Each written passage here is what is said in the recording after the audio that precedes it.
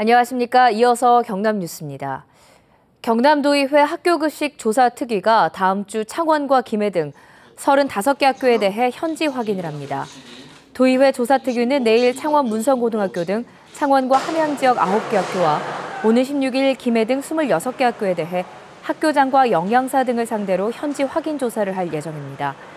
한편 경상남도는 다음 달 수능일 이후에 학교급식 감사를 실시하기로 했지만 경상남도 교육청은 법적으로 대응하기로 했습니다.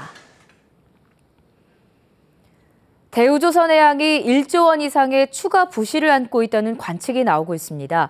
금융권 고위 관계자는 대우조선해양의 해외 자회사에서 발생한 손실을 반영한다면 추가 손실이 1조 원을 넘길 가능성도 상당하다고 말한 것으로 전해졌습니다. 채권단은 산업은행과 수출입은행을 중심으로 대우조선의 추가 부실 규모를 산정하는 작업을 하고 있으며 이달 말쯤 실사 결과가 발표될 것으로 알려졌습니다. 전신주 위에 있는 새집이나 고압선 주변 나뭇가지가 정전의 원인이 될 수 있다고 합니다.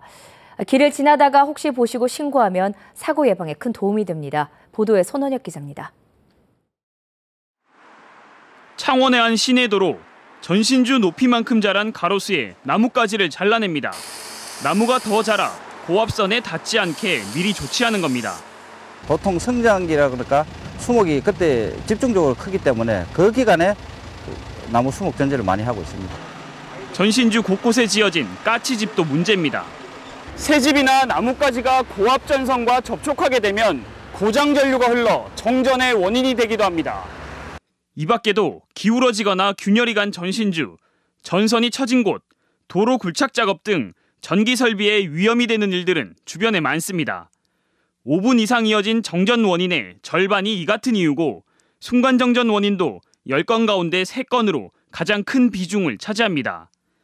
최근 개발된 스마트폰 애플리케이션을 이용하면 신고는 편리합니다. 현장 위치를 자동으로 인식하고 유형별로 사진을 한전에 전송할 수 있게 고안됐습니다.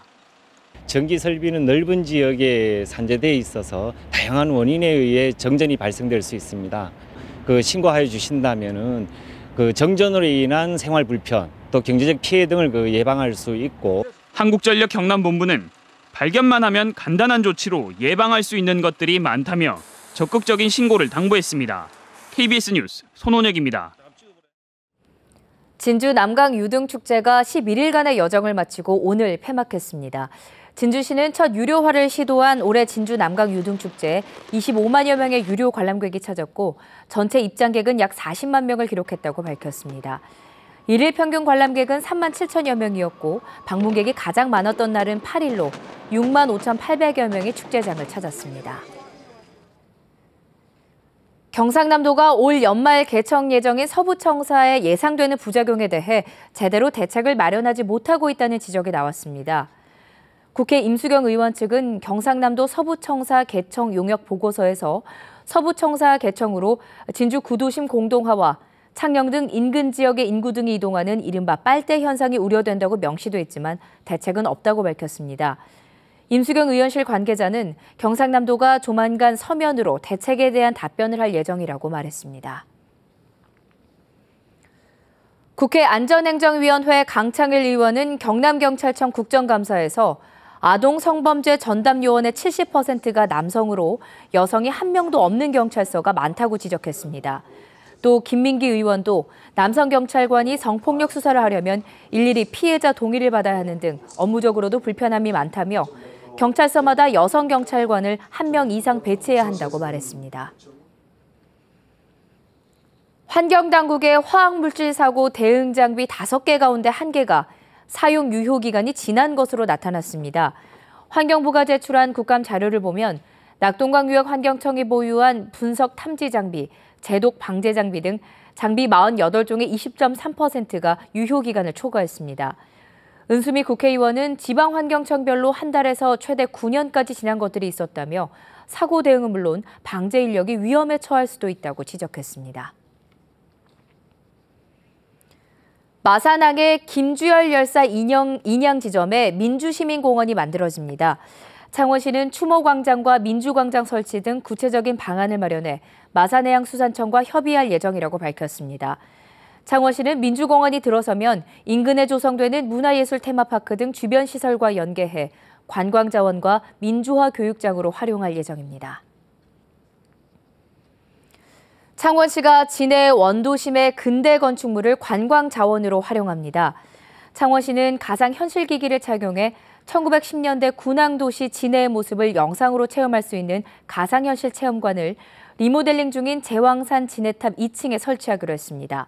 또 진해역과 진해우체국 등 진해 원도심 지역 근대 건축물의 정보와 각종 관광 정보를 제공하는 스마트폰 애플리케이션도 개발합니다.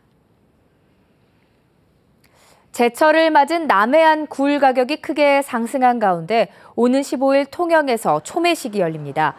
한국농수산식품유통공사에 따르면 지난 6일 기준 굴의 1kg 평균 소매 가격은 16,000여 원으로 지난해 12,000여 원에 비해 30% 이상 오른 것으로 나타났습니다.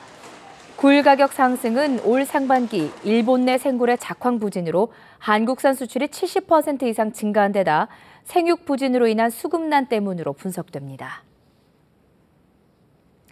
다음 달 20일부터 경남 서부권 4개 군에 광역순환 수렵장이 설치돼 야생동물을 포획할 수 있게 됩니다.